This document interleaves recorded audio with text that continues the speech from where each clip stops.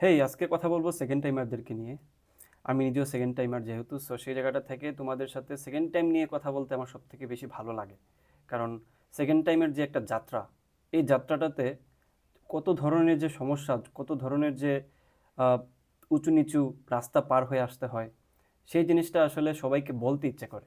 তোমার নিজেরও দেখবা, তুমি যখন সেকেন্ড টাইম থেকে ভালো কিছু করবা, তখন ওই ঘটনাগুলা বা ওই গল্পগুলা শোনাইতে তোমারও ভালো লাগবে।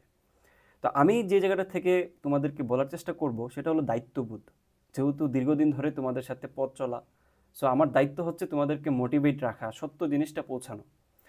দেখো, সেকেন্ড টাইম শুনলে অনেকেই নাক ছিটকায়, হ্যাঁ সেকেন্ড টাইম দিচ্ছে, মেধাবী না, পড়াশোনা করে নাই, ফাঁকিবাজ, এই কথাগুলো তোমরা শুনে থাকবা। বাট শুনো, সেকেন্ড টাইম হচ্ছে একটা শুধুমাত্র পরীক্ষা না, সেকেন্ড টাইম হচ্ছে একটা নতুন জীবন, নতুন করে বাঁচতে শেখা, নতুন পথে চলা, নতুনভাবে চলা, নিজেকে নতুন করে আবিষ্কার করা। সেকেন্ড টাইম কোনো সহজ কিছু নয়, মাথায় রাখিও। মানুষ কোনো কিছু যখন প্রথম চেষ্টাতেই পেয়ে যায়, বুঝছো, যেটা সে চাচ্ছে, সেটার মূল্য, সেটার মর্যাদা ততখানি বুঝতে পারে না যতখানি না সে কয়েক অ্যাটেম্প্ট ফেল হওয়ার পরে সে তার কাঙ্ক্ষিত লক্ষ্যে পৌঁছায়। সো সেই অর্থে সেকেন্ড টাইম কোনো অভিশাপ না, বুঝছো। সেকেন্ড টাইম হচ্ছে একটা খুব খুব ফিলোসফিক্যাল একটা ব্যাপার। শুনো, মানুষ আসলে কোনো রোবট নয়, মানুষ কোনো প্রোগ্রামেবল কোনো যন্ত্রও নয় যে তাকে কিছু নিয়ম নীতি শিখিয়ে দেওয়া হবে, সেই অনুযায়ী সে একটা পরীক্ষা ফেস করবে, দেন চান্স পাবে, তার পরবর্তী জীবনটা ওইভাবে নিয়মতান্ত্রিকভাবে চলবে। No, never. বুঝছো, মানুষ খুবই আশ্চর্য একটা প্রাণী। মানুষকে নিজের এনার্জিটুকুর ক্রিয়েট করতে হয় নিজে নিজে। ওইটার কোনো সোর্স নাই যে কোনো একটা ব্যাটারি থাকবে, ওই ব্যাটারি থেকে আমরা সোর্স অফ এনার্জি থেকে এনার্জি পেতে থাকবো, আমাদের কাজ করতে থাকবো। নেভার। মানুষের উল্টা হয়। তুমি যথেষ্ট পরিমাণ যে নিড, তোমার বায়োলজিক্যাল নিড, খাবার দাবার খাওয়ার পরেও দেখবা মানসিকভাবে তুমি ফিট না, তুমি মানসিকভাবে পঙ্গু হয়ে আসো। তোমার ভিতরে কি জ্বালা চলে, তোমার ভিতরে কি ধরনের আগুন জ্বলতেছে, তুমি ছাড়া এই দুনিয়ার কেউ জানবে না, এবং তুমি তোমার আল্লাহ তালা জানবেন, আর কেউ জানবে না। তো সেই জায়গাটাতে সেকেন্ড টাইমকে ধারণ করতে হবে একদম, ভাই, আবারও বলতেছি, অন্তর থেকে। সেকেন্ড টাইমকে কখনোই তুমি একটা অভিশাপ হিসেবে চিন্তা করবে না। হ্যাঁ, মানুষ বলবে, মানুষকে তুমি বলানো থামাইতে পারবে না। মানুষ এমন একটা, এই যে বললাম না, মানুষ খুবই জটিল একটা প্রাণী। এরা না চায় নিজেরকে ভালো রাখতে, না চায় অন্যের ভালো দেখতে। এই ক্যাটাগরির মানুষই কিন্তু আমাদের সমাজে সব থেকে বেশি। সো এরকম একটা বায়াসড সমাজে আমরা থেকে কখনোই সমাজের মানুষ যারা প্রভাবিত না হই, অ্যাটলিস্ট নেগেটিভ কথাবার্তা দিয়ে। লাইফে দেখো, সেকেন্ড টাইম যে তুমি দিবা সামনে, হয়তোবা তোমার পরীক্ষা সিজন শেষ, জিএসটি পরীক্ষা দিয়েও হয়তোবা তুমি আহ, বা- বা- আশানুরূপ কোনো জায়গায় যেতে পারবা না। অনেকে এটা হবে অনেকের সাথে। মাথায় রাখেও একটা জিনিস, যতই তোমার লাইফে ফেলিওর আসুক, তোমার লাইফে যত ধরনের অবস্টেকল আসুক, সব কিছু কিন্তু একসময় দূর হবে, এবং তুমি তোমার একটা স্টেবল কন্ডিশনে যাবা। সেই স্টেবল কন্ডিশনটা কতটুকু স্টেবল হবে সেটা নির্ভর করবে পরবর্তী যেই তোমার চিন্তাধারা, সেকেন্ড টাইম দেওয়ার থেকে শুরু করে তোমার যে মানসিক পরিপক্কতা, এটাই তোমাকে সব থেকে বেশি স্টেবিলিটির দিকে নিয়ে যাবে। একটা উদাহরণ দিই, আমি যখন সেকেন্ড টাইমার ছিলাম, আমি কিন্তু বাই ডিফল্ট সেকেন্ড টাইমার হয়ে গেছি, বুঝছো।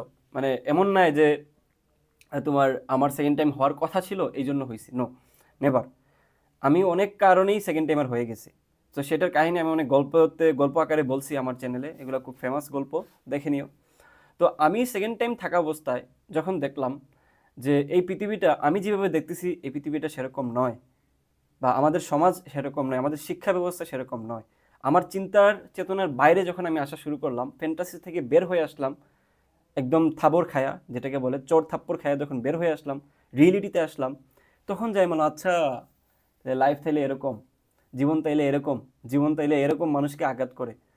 তো এই জায়গাগুলো থেকে যখন আমি শিখলাম, নিজে নিজে শিখে কিন্তু এই যে স্টেবিলিটি অবস্থায় যখন আমি আসছি এখন, এটার আসার পেছনে আমার এই পরবর্তী কর্মগুলাই কাজে দিছে। আমি আস্তে আস্তে চিন্তা করা শুরু করছি যে কিভাবে আসলে জিনিসগুলো ইউটিলাইজ করতে হয়। সিস্টেম যেভাবে চায় সেইভাবেই আগাইতে হবে। তুমি অনেক বড় বড় ম্যাথমেটিক্যাল ব্যাপারগুলা আবিষ্কার করে করে তুমি প্রবলেম সলভ করতে পারো। তুমি অনেক কষ্ট করছো, তুমি গ্রাম থেকে উঠে আসছো, তুমি হয়তোবা ফ্যামিলিও চালাইছো, নিজে ইনকাম করে নিজে চলছে, ফ্যামিলি চালাইছো, এই যে স্ট্রাগলগুলা, কেউ কি জানতো এগুলা? কেউ কি জানে আদৌ? কেউ কারোর কাহিনী জানে না, জানতে আগ্রহও নাই, কারোর সময় নাই। তো এই জায়গাগুলো থেকে যখন তুমি একটা ভালোর দিকে আগাবা, মানে তুমি সেকেন্ড টাইম দিয়ে একটা ভালোর জায়গায় তুমি যাবা, ওইটার যেই মর্ম, ওইটার যে মহত্ব, এটা হিউজ পরিমাণ রেদার দেন ফার্স্ট টাইমার। বুঝতে পারছো? তো যারাই তোমাকে ছোট করুক, যারাই তোমাকে হেয় করুক, তুমি তাদেরকে এত বেশি ঘাটাঘাটি করবা না। এক কান দিয়ে শুনে আর কান দিয়ে বের করতে আমি বলবো না, শুনো, শুনে বাইর করিও না। ওইটাকে ভিতরে ঢুকাইয়া এনার্জিতে রূপান্তর করো, যে আমাকে অমুকে এটা বলছে, আমি এই জিনিসটাকে ভুল প্রমাণ করে ছাড়বো। কয়েকটা জেদ টাইপের মনোভাব যদি ভিতরে থাকে, তুমি সাকসেস হতে বাধ্য। তুমি কোথাও না কোথাও কোনো না কোনো আঙ্গিকে, নেভার সেট অ্যাবাউট দ্যাট যে তুমি বিশ্ববিদ্যালয়তেই ভালো করবা, না, লাইফে ভালো করার অনেক সেক্টর আছে। বাট তুমি যেহেতু ফোকাস করতেছো বিশ্ববিদ্যালয়ে, তুমি যেহেতু এই আঙ্গিকেই ভালো করতে চাচ্ছ, এই অঙ্গনে, তাহলে তোমাকে কিছু মাইন্ডসেট আগেই করে নিতে হবে। মানুষের কথা শোনা যাবে না, নেগেটিভ কথা অ্যাভয়েড করতে হবে। নিজের যে সোর্স অফ এনার্জি, তুমি কেন পড়তে চাও, তোমার কেন ভালো করতে হবে, তুমি কেন চান্স পেতে চাও, কেন সেকেন্ড টাইম দিয়ে তুমি অবস্থানটা শক্ত করতে চাও, এই জিনিসগুলোতে আগে ফোকাস করো, তারপর পড়াশোনা। অনেকেই বলতেছে ভাই সেকেন্ড টাইম কীভাবে শুরু করব। খবরদার, সেকেন্ড টাইম শুরু করার আগে নিজেকে প্রিপেয়ার করো। নিজেকে আগে ওই মানে অবস্থানে নিয়ে যাও, ওই স্টেবিলিটিতে নিয়ে যাও যে ভাই আগামী যে সময়টুকু থাকবে, পৃথিবী উল্টায় যাক পাল্টায় যাক, আমি আমার কাজটুকু করব।